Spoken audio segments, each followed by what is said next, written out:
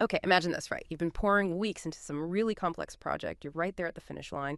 You run that final test, the simulation, whatever it is, and bam, an error pops up. But it's not like a total disaster. It's one of those errors that feels, I don't know, just one tiny fix away from working perfectly. Or maybe simpler, you're watching your team, final seconds, they launch that shot, it looks perfect, hits the rim, and just spins out. Ugh, that feeling, that really intense kind of gut punch, almost there moment. We've all felt that. That's the near miss. So today, yeah, we're doing a deep dive into the psychology behind that feeling, the whole near miss effect. Our mission really is to figure out why these almost wins feel so powerful, how they show up everywhere, games, life goals, whatever, and what it tells us about, well, what makes us tick? It really is a fascinating paradox, isn't it? Because, I mean, mathematically speaking, a near miss on, say, a slot machine, two jackpot symbols line up, third one's just off. It's no closer to a win than any other losing spin. It's still just a loss.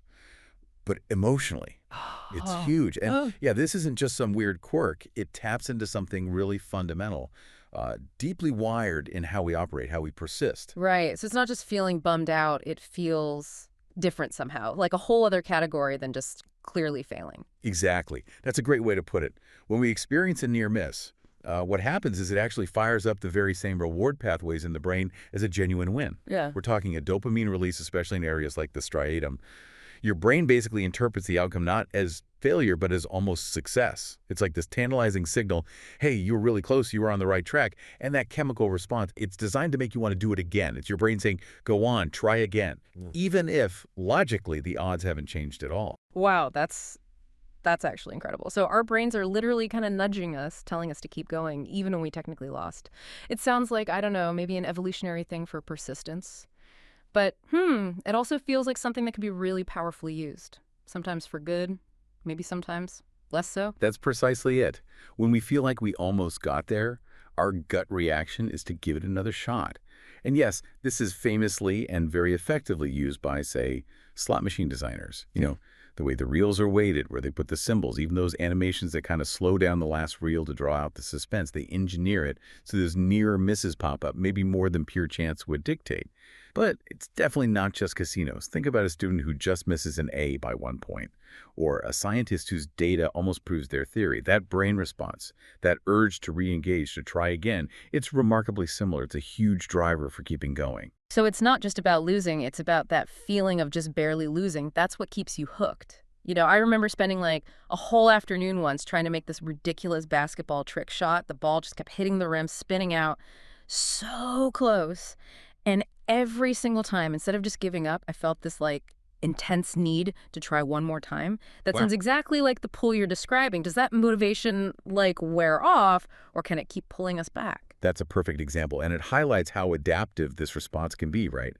For a lot of people, that motivation actually lasts a surprisingly long time, especially if the potential reward feels significant. It's why we often stick with really difficult goals, even after we hit roadblocks.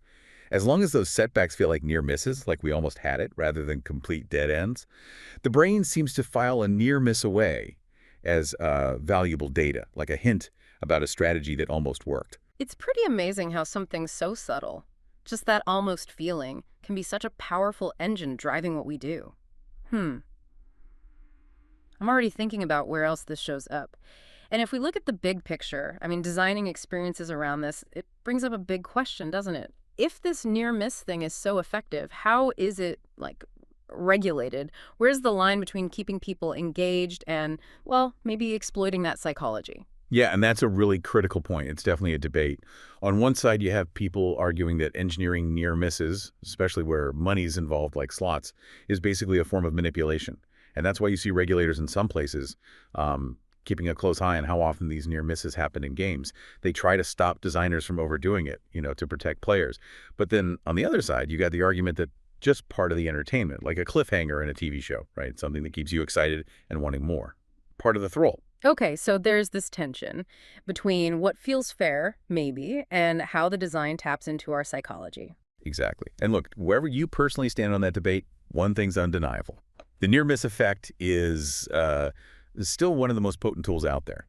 for shaving persistence, for keeping people motivated, especially in industries like the casino world. It keeps players chasing that win that always feels like it's just one symbol or, one step, one tiny decision away. That's a really powerful thought to end on. I mean, if just almost succeeding can be as motivating, sometimes maybe even more motivating than actually winning, it makes you wonder, doesn't it?